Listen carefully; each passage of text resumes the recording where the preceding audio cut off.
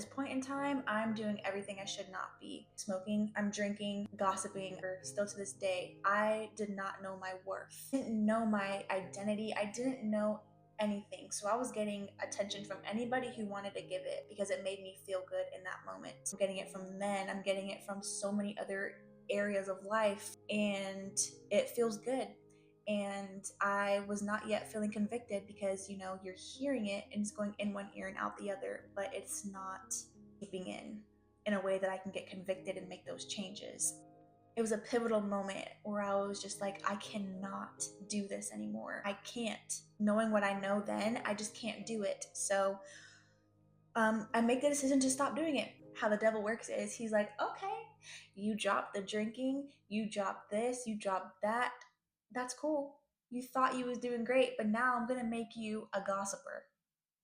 I'm gonna make you a gossiper. I'm gonna make you a distorter of things, and that is exactly who I became. And didn't see it then, but as I'm in my adulthood now and I look back in those times, I'm like, that's exactly what I was. I was very legalistic. I yet again fell off because I was hanging around the wrong crowd again. I was doing the wrong things, and I was very blinded. I just remember having this moment where I'm like, I need a relationship with God. Like, I'm a mother. I don't want my children to be going through what I'm going through. I made a friend, and she was a baker. Out of the blue, she just invited me to her church. And I told her that I was going to go, and I got very afraid, and I did not go the day of. It actually took 3 months for me to actually build up the courage to go to that church. It changed my life, and my life has never been the same since. I've realized that I can't do this life without God. Almost 3 years I've been in my steady relationship with God, and man, I've seen him work. I get convicted now when I gossip. I get convicted when I have my attention in the wrong places.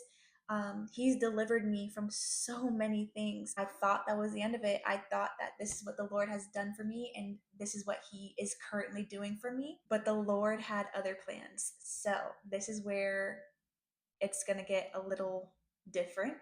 Got caught in the prosperity gospel. I feel like their tagline is like, healing is for today. Great things are for today. And while that is a wonderful statement, and while that can and is true, I beg to differ a little bit.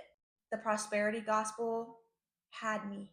It had me, and I felt comfort in everything. If I tithed my money, God was going to bless me abundantly. And while he can and he will, if it is not his will for you to have certain things in this life, you will not have it. No matter how many times you proclaim and profess in Jesus' name, it's not going to happen because it's not his will for your life. I believe that, you had to only tithe to get these great things in life.